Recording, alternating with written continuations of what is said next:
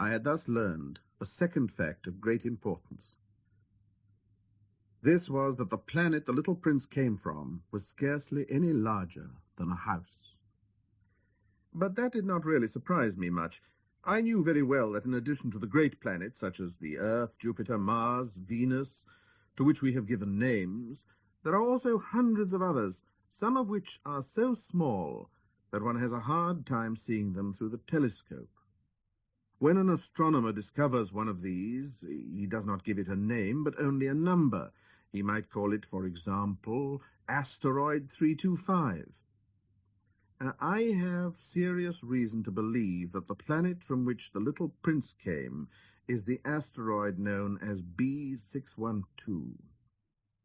This asteroid has only once been seen through the telescope. That was by a Turkish astronomer in 1909.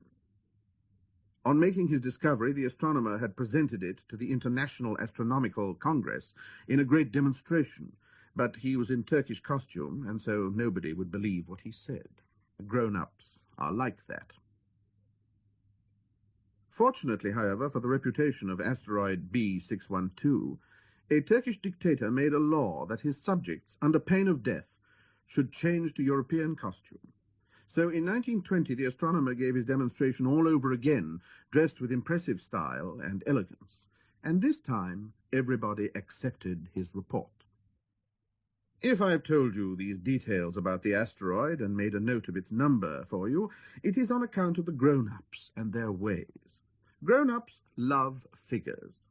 When you tell them that you have made a new friend, they never ask you any question about essential matters. They never say to you, what does his voice sound like? What games does he love best? Does he collect butterflies? Instead, they demand, how old is he? How many brothers has he?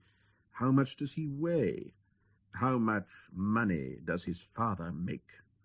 Only from these figures do they think they have learned anything about him. If you were to say to the grown-ups, I saw a beautiful house made of rosy brick with geraniums in the windows and doves on the roof, they would not be able to get any idea of that house at all. You would have to say to them, I saw a house that cost £4,000. Then they would exclaim, oh, what a pretty house that is.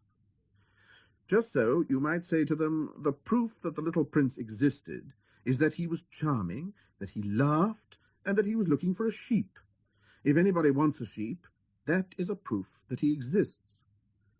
And what good would it do to tell them that? They would shrug their shoulders and treat you like a child. But if you said to them, the planet he came from is asteroid B612, then they would be convinced and leave you in peace from their questions. They are like that. One must not hold it against them. Children should always show great forbearance towards grown-up people.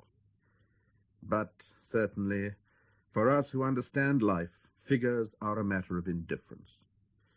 I should have liked to begin this story in the fashion of the fairy tales. I should have liked to say, once upon a time there was a little prince who lived on a planet that was scarcely any bigger than himself, and who had need of a friend. To those who understand life, that would have given a much greater air of truth to my story. For I do not want anyone to listen to my story carelessly. I have suffered too much grief in setting down these memories. 6 years have already passed since my friend went away from me with his sheep. If I try to describe him here, it is to make sure that I shall not forget him. To forget a friend is sad. Not everyone has had a friend, and if I forget him, I may become like the grown-ups who are no longer interested in anything but figures. It is for that purpose, again, that I have bought a box of paints and some pencils. It is hard to take up drawing again at my age when I've never made any pictures except those of a boa constrictor from the outside and the boa constrictor from the inside since I was 6. I shall certainly try to make my portraits as true to life as possible, but I am not at all sure of success. One drawing goes along all right, and another has no resemblance to its subject. I make some errors, too, in the little prince's height.